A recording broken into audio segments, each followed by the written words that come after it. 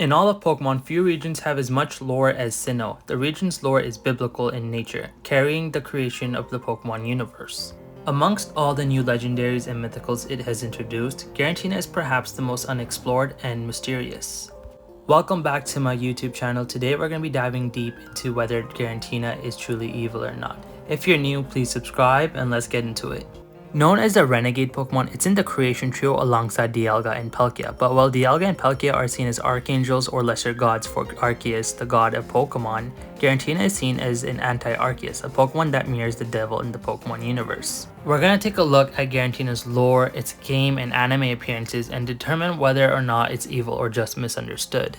Let's start by looking at its game appearances. Giratina first appeared in Pokemon Diamond and Pearl in 2006 as a static encounter Pokemon for the post-game.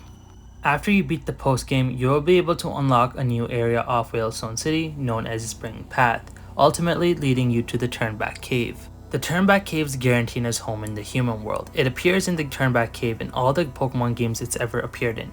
Its first appearance is in its altered form, aka its boring form. It will appear in its origin form in Legends Arceus here after you complete Mission 26. In Pokemon Platinum, it'll only appear here if you fail to catch it in the Distortion world.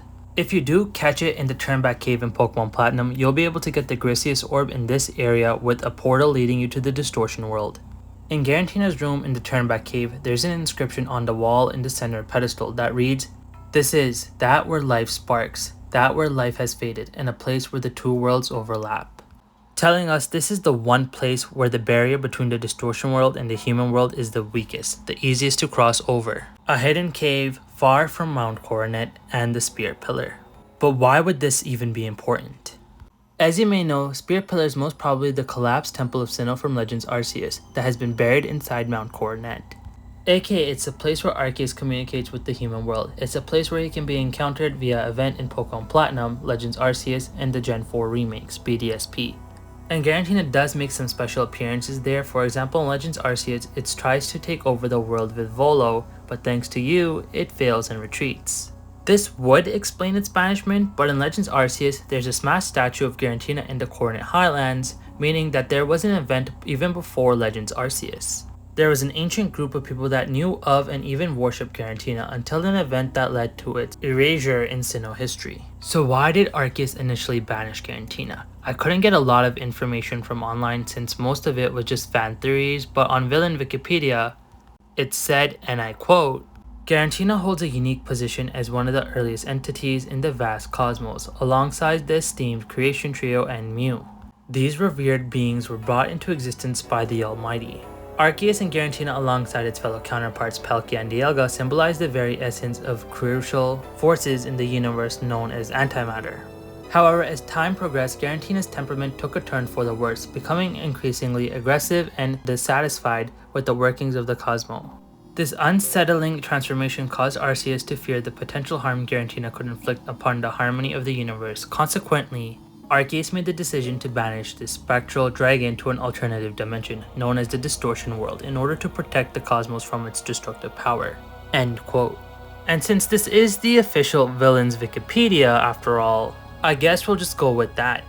Seeing how Giratina's initial banishment was really without probable cause, it seeked out vengeance against Arceus in the events of Legends Arceus. And after its failed attempt to take over the human world, it went back to the Distortion world.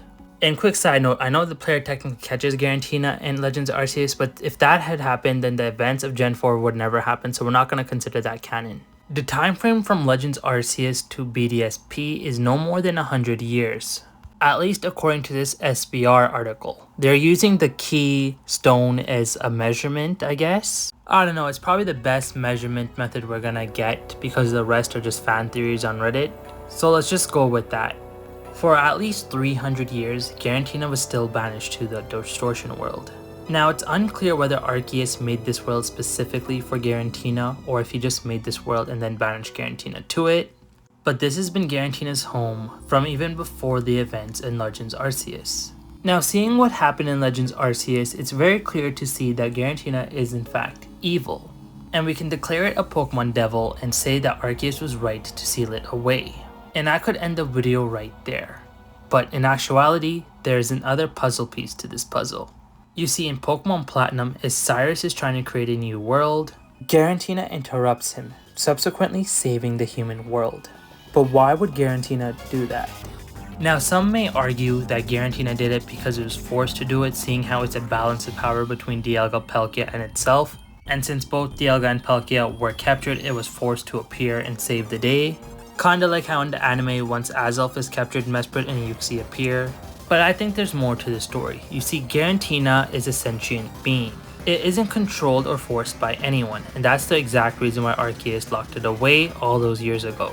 That means it came to Spear Pillar and saved the whole world by its own will.